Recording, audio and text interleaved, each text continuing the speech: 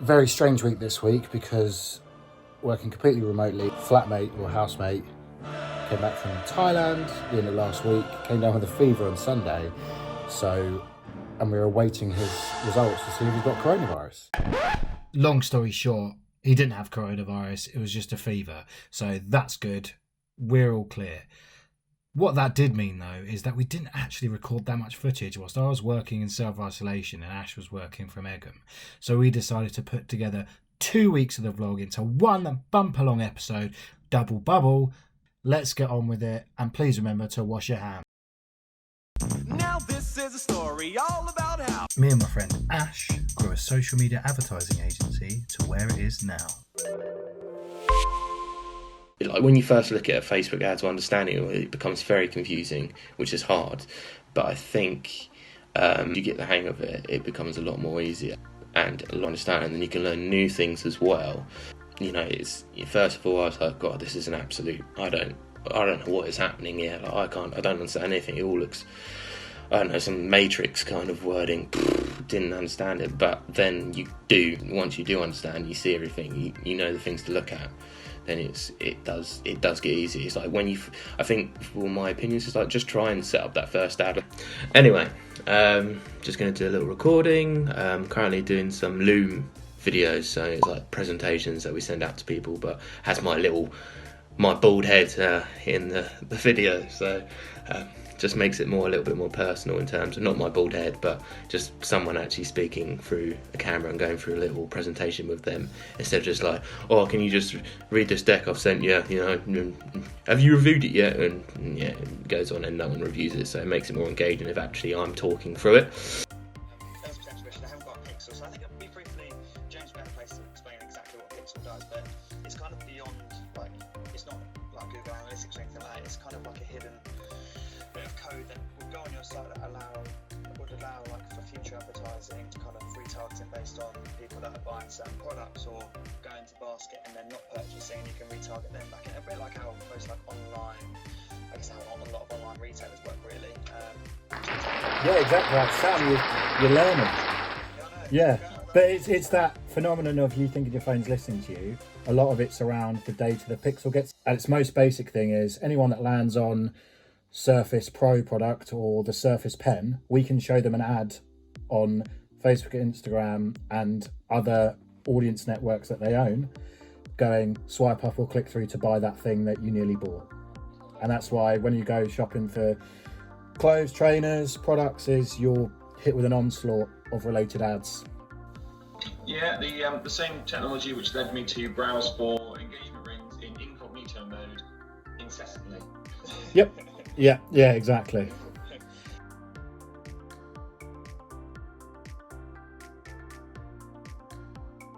Obviously, then become a customer of yours, but there's a lot of things that you can look to do from our perspective. We kind of try to keep it simple in a sense, and like I said, it's about testing and trying some different things. Because we could set up sort of campaigns which go to downloadable ebooks and lead magnets to generate leads. The most important thing is, are the people we're targeting wanting to buy, and will they sell the product? It's almost like, let's test this basic e-commerce funnel. That's best practice, and then we can add on different ways of attracting people to the website, and you'll find more out about the exact buyer you want to work with and their problems and solutions. You can advertise then to content, but the lowest hanging fruit is, let's take them to the website and the products that we know they're interested in buying and make it as easy as possible for them to buy it, and then you've got revenue to kickstart the next phase. That's exactly what I'm sort of looking at. I love the idea that this way of doing it, that would clearly really value advice. If you see anything on the site and you think, oh, why have you done that? I'm in no way precious about it. I have spent hundreds of hours on it, but I'm not precious about it. I'd say I've not been through the checkout process, but having that ability to upsell before checking out, could be a game changer in terms of increasing that average order value. And that's something that a lot of people, more B2C e-commerce, they're missing out on, where someone's going through, and if you know that it's an easy upsell of someone buying the laptop to also buy the cables, pens, mouse thing like that, making that as easy as possible is going to be just common sense, isn't it? Or I've seen some e-commerce sites, and this probably isn't one for launch, but doing like a spin the wheel, where you purchase something, spin the wheel, and you can get a 10% off your next purchase, or you can get a free accessory. When often than not, you get nothing. One on there that's like 75% off. You're like, well, I've seen that.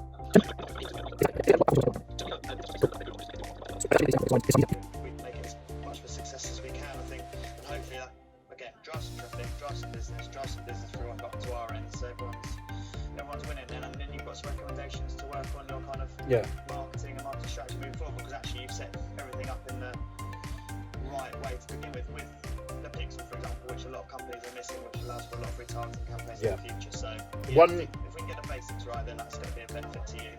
Another thing to look at, Matt, sorry to interrupt, is looking at a software like Hotjar maybe for a few weeks when we start, which you'll all record the actual customer journey in terms of where their mouse is going and the individual customer journeys, because that can give us a lot of information on if there's anything interrupting the checkout process or what naturally people are gravitating towards as they browse.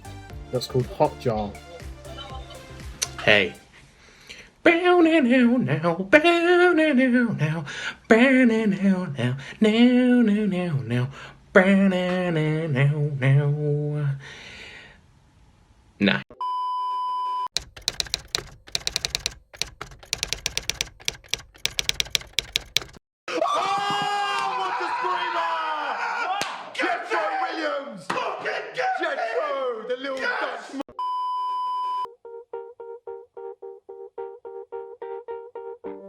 Birds flying high, you know how I feel.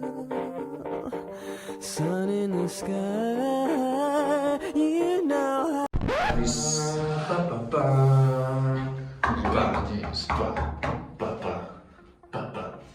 And with the latest updates on the Facebook advertiser.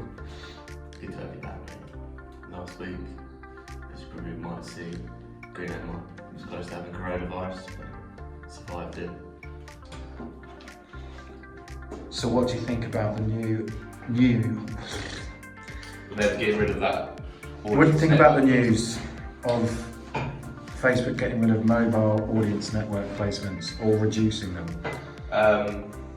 Good riddance, to be honest.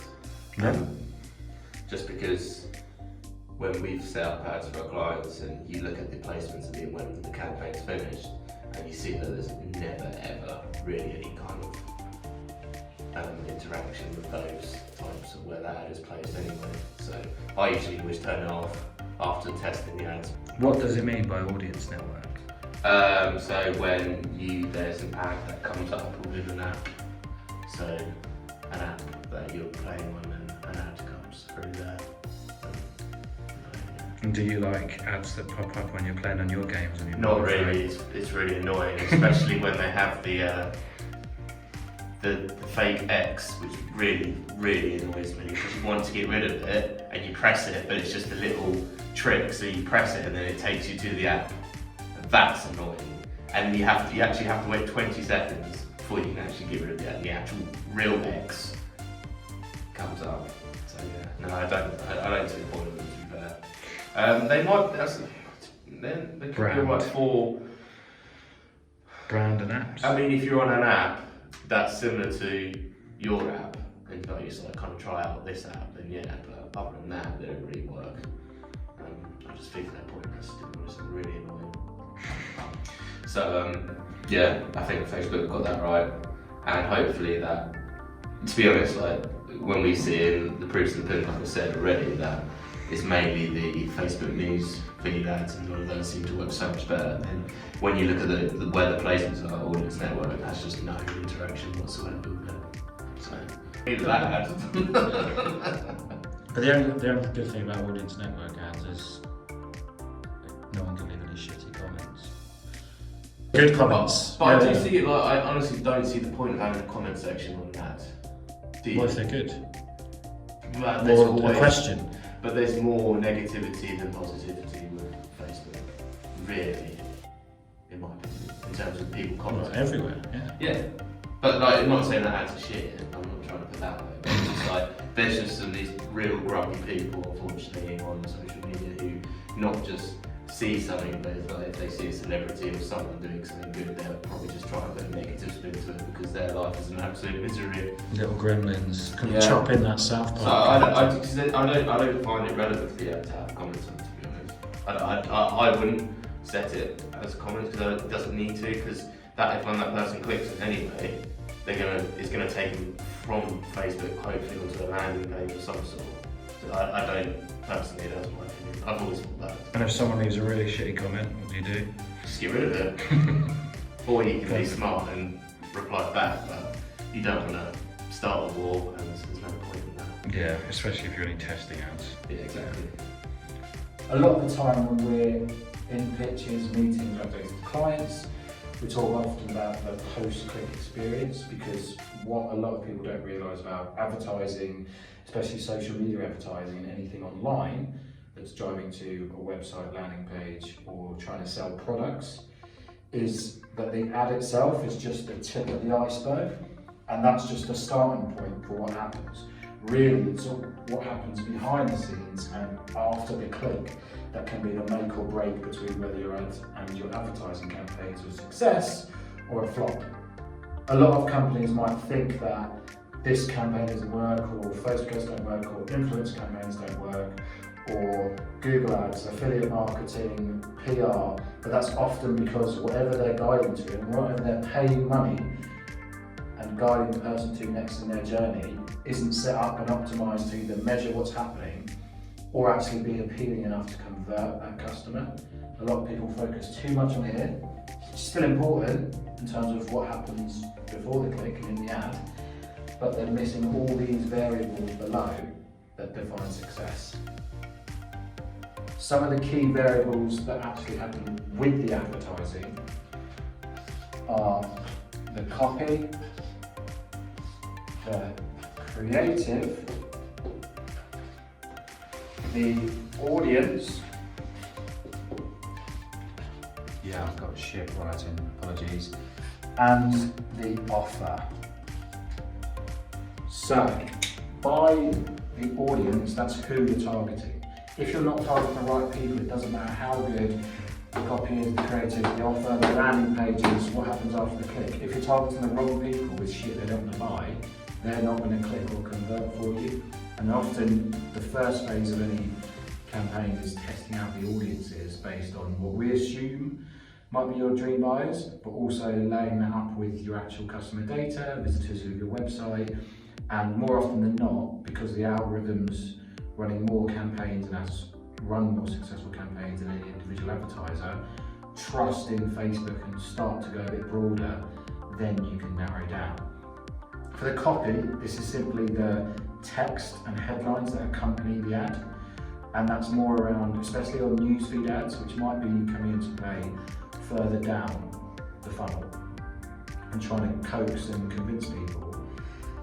That's about increasing that interest, desire, increasing the pain points and showing that you know what the customer's feeling and offering that solution, which can be your product.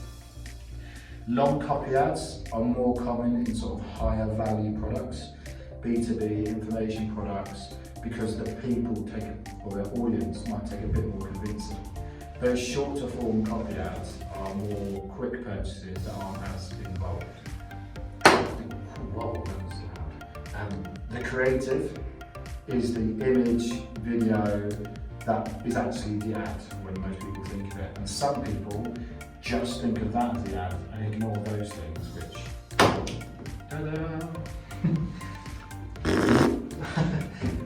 they ignore those other things. But the creative, that can be tested, but I'd say the audience is a bigger variability on success with creative. Always be testing different images, videos, and although you might have spent £3 on a videographer or photographer to do a higher polished production shoot, it could be that one of your customers taking a photo on their shitty old iPhone from 5 years ago actually works better as an ad. Think about what's going to stop people's thumbs scrolling down the news feeds, but also what's native to what they already see on social media. sometimes if ads look too polished and too much like adverts, they don't actually convert as well as just a quick selfie or user-generated content. And this brings me on to the offer, which I talk about a lot, because some people, they think their business has enough to just go, look, here's my business, come and buy loads of shit from me and come and spend all your money here. For someone that hasn't heard of you, has other options, and doesn't give a shit because they're busy doing other things, that's not good enough. You need to give them, as like in the film The Godfather, give them an offer they can't refuse for that first time and to trial your product. And whether it comes in the form of freebies, giveaways, discounts, or an unbelievable opportunity, or just excitement, you need to create enough desire in the product through that initial offer. And often it's that over a longer period, you need a great offer to grab attention. And the bigger the offer, the bigger the promise, the more attention you grab, because you need to sell that click to get to the next stage of the campaign. Like, okay, an ad with great copy, great audience and great creative could get clicks, but it might be a bit more hesitant and you'll have to do a lot further work down here. But an ad with a great offer and a great promise is always going to generate a higher click-through rate than one without. Because all of that is only the tip of the iceberg.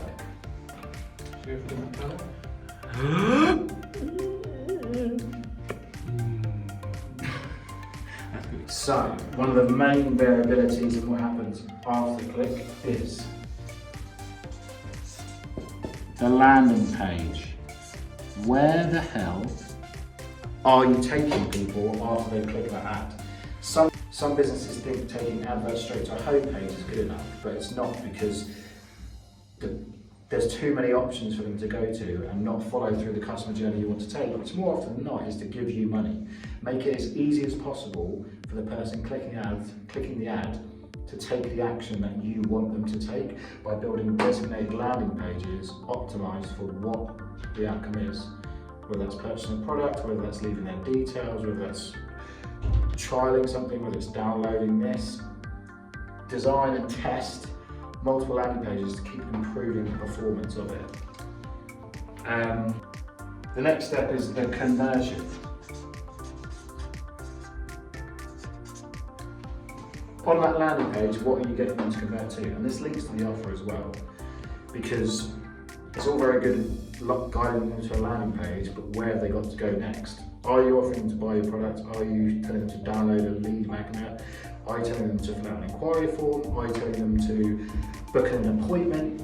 You need to make that conversion as easy as possible and join into the UX, so the user experience, and make all of that as seamless as possible. Presume your audience are lazy idiots. Make it impossible for them to fuck up that customer journey.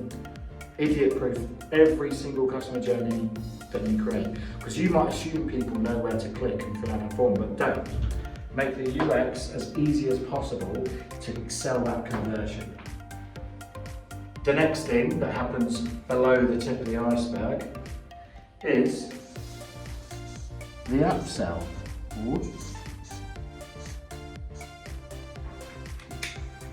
So you've got someone to go all through these stages, and it might have cost you £20 to get them there, it might have cost you £5, it might cost you £100 to get them to convert once.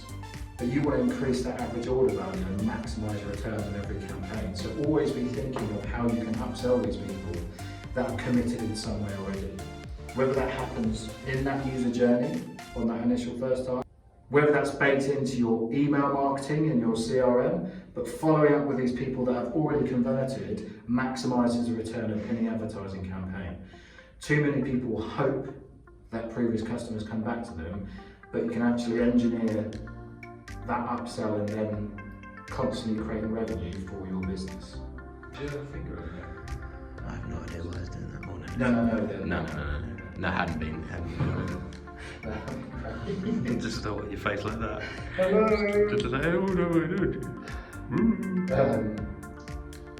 Right, and the next thing below this line is the retargeting. When a successful retargeting campaign kicks in, that's where we see the difference between clients breaking even on their return on ad spend to go to 5 times, 10 times a return.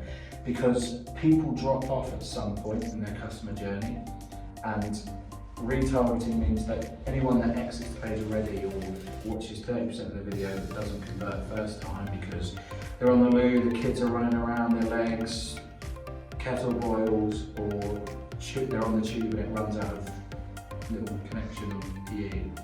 Whatever interrupts them doing the journey that time, you want to get them back efficiently and converting that customer.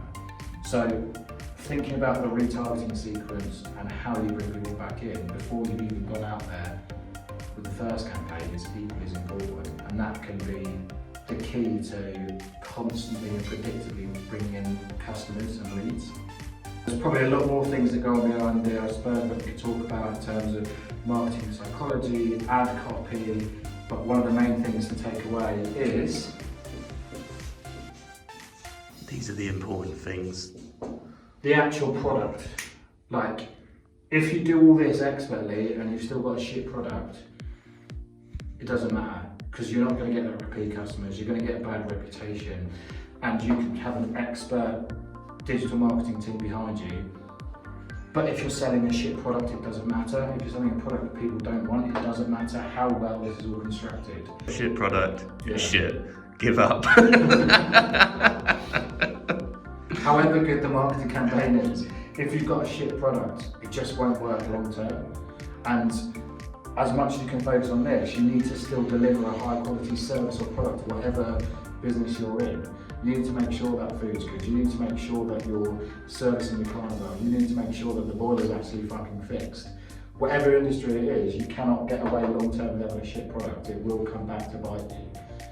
And yeah, just to recap, don't forget about, don't forget what's under the iceberg, because it's not under the iceberg. Don't forget what's on top. Yeah, but they know what's on top. Just remember, always remember, don't just think about what's on top. Don't judge your books by its cover. Yeah, just think about what's on top, but what's underneath.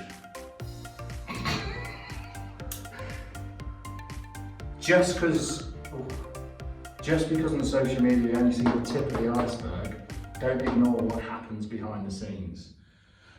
Too many a ship captain's been sunk before by ignoring what goes on under the sea. Under the sea. Under the sea. Down where it's wetter, conversion is better. Under the sea. Yeah, we might change that. Focus on everything that happens under the sea. Yeah, don't be a Jack Sparrow. That was a weak ending to what is a good message. There's more than there appears.